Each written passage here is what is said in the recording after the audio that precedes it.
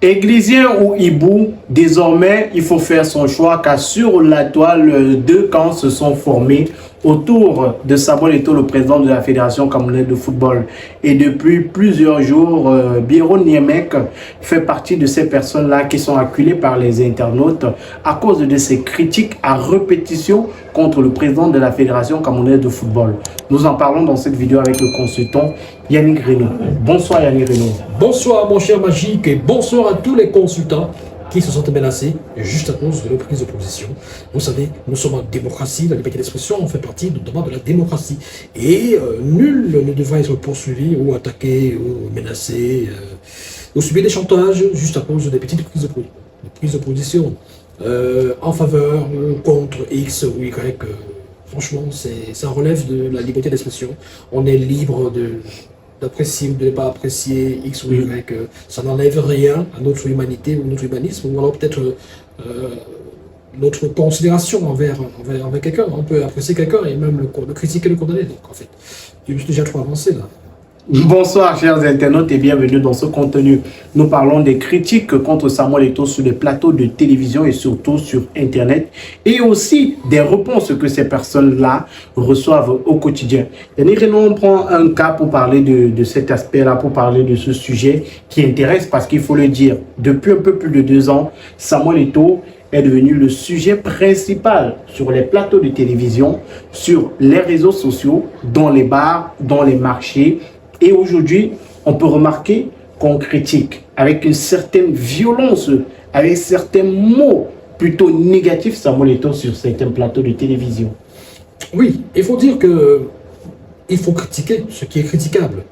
Il faut critiquer ce qui est supposé, ce qui est considéré comme ne marchant pas bien. C'est-à-dire que il faut critiquer ce qui relève de ce qui sort de l'ordinaire, ou de ce qui devrait être fait, mais qui n'est pas fait comme ça devrait être fait. C'est la raison pour laquelle beaucoup d'analystes du sport, et même de l'actualité politique de façon générale, parce qu'il faut dire que c'est pas...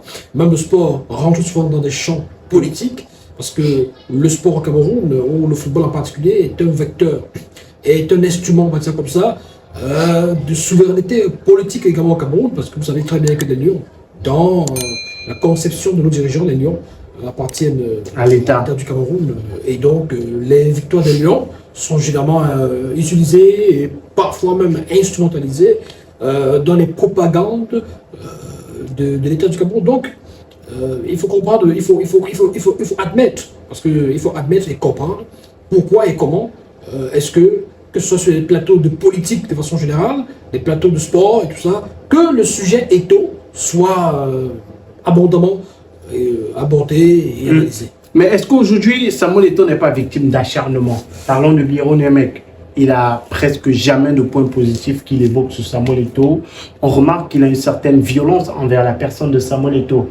Très souvent, il est même parfois recadré par le présentateur de son plateau de télévision ou les autres consultants qui prennent part à cette émission-là. Mais il reste focus. Est-ce qu'on n'a pas l'impression qu'il a un objectif précis à atteindre? Ben, si on estime qu'il a un objectif précis à atteindre, il faudrait peut-être nous le dire. Il faudrait peut-être nous préciser quel serait cet objectif-là et on essaie d'en comprendre en fonction de ses prises de position, si ces positions-là cadrent avec l'objectif qu'il faut atteindre. Parce que généralement dans ce pays, ce qu'on colle comme étiquette à certains analystes et certains consultants, c'est que chacun espère être un jour appelé par un numéro masqué, un numéro inconnu, qui va lui demander de donner son numéro de OM, et ensuite il va recevoir un bon pactole. Comme ça, il va rejoindre le camp des Églisiens ou je sais pas trop quoi.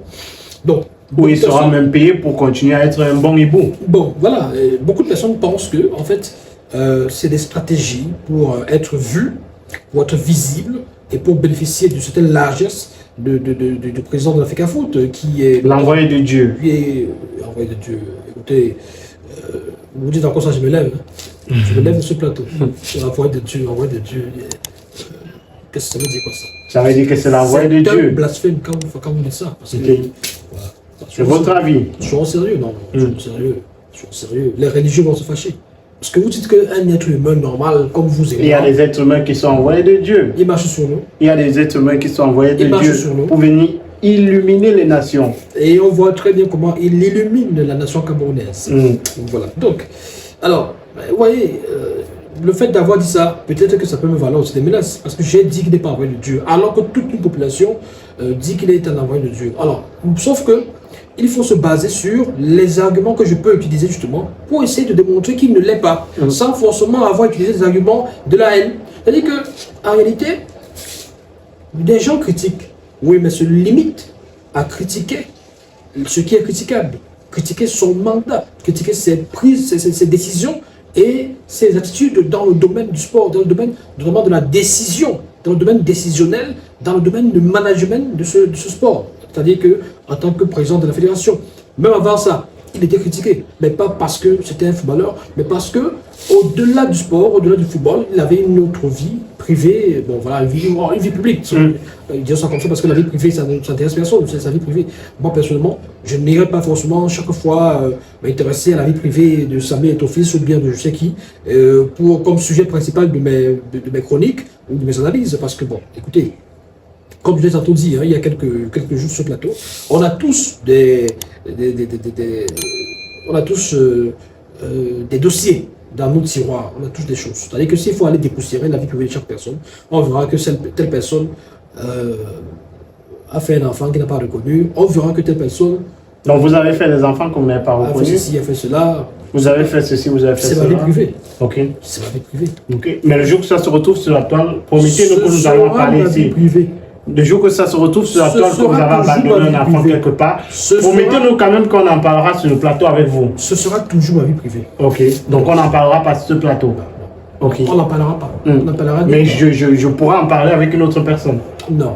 Okay. Je vous porterai plainte. Ok. Ce serait de la diffamation. Non mais franchement, si elle te portait plainte à tout le monde, ce serait compliqué. Hein. Ouais. Ouais, voilà. Bon, mais ça aussi. Donc, il faut dire que, justement, si elle ne te porte pas plainte, aussi à certaines personnes qui sont beaucoup plus visibles et qui sont beaucoup plus atteignables, bon, des personnes qui sont beaucoup plus accessibles par des plaintes, parce qu'il a tout un service juridique par rapport à ça. Hein. Il y a quelques mois, d'ailleurs, ses avocats, ses conseils avaient fait une publication sur la toile, menaçant des uns et des autres. Mettant en garde. Mettant en garde. Merci pour le terme.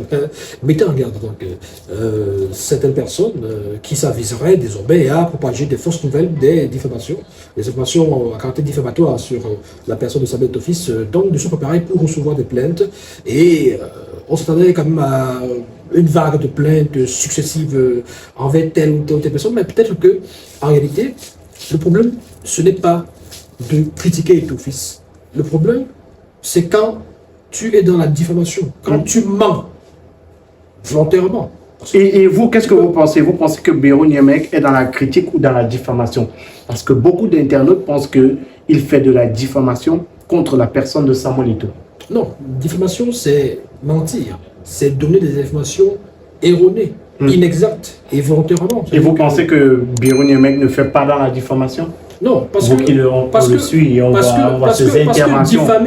Parce que diffamer, en réalité, tu dis des choses que tu ne peux pas prouver. Qui ne sont pas vérifiables. Qui ne sont pas vérifiables. Que tu ne peux pas vérifier. Donc tu en parles, mais en fait, c'est un mensonge que tu as construit pour nuire à quelqu'un, pour nuire à la réputation de quelqu'un. Et cette personne-là peut te porter plainte.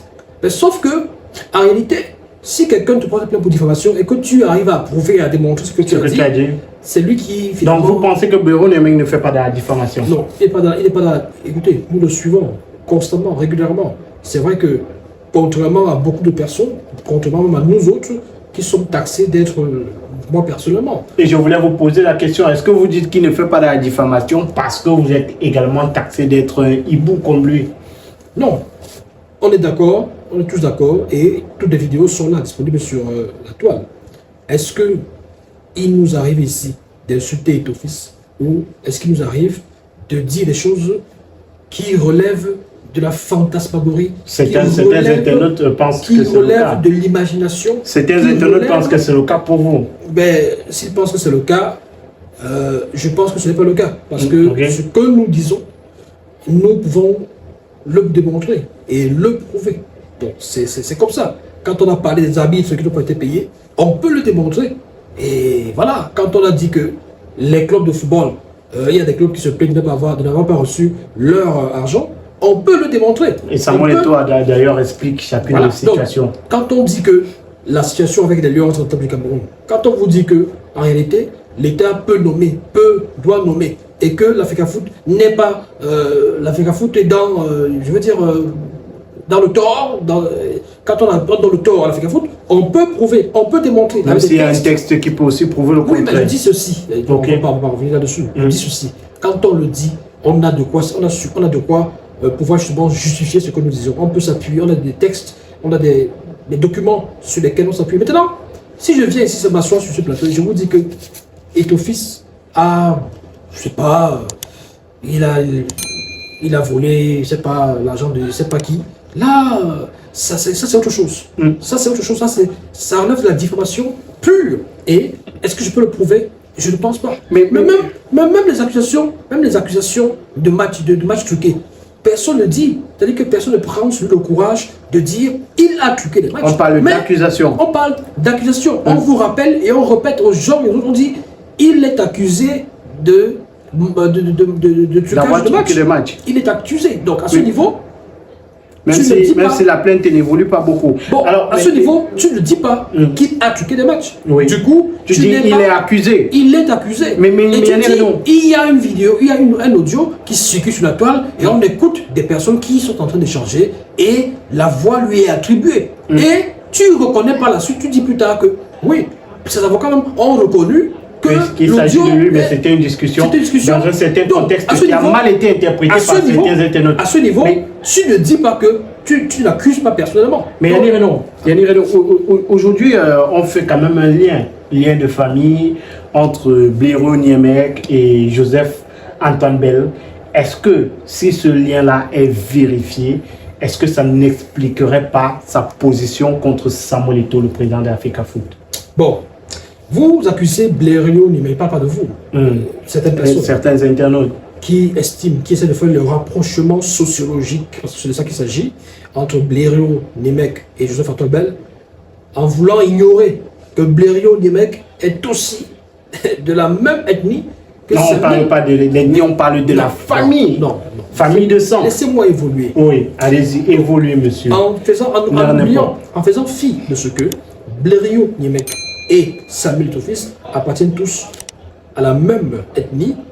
Parce que, pourquoi je le dis? Parce que, généralement, ce qui est fait sur la toile, par beaucoup d'internautes, c'est quoi? C'est que, quand vous critiquez Samuel Eto'o-fils, on va directement regarder votre nom, votre profil Facebook.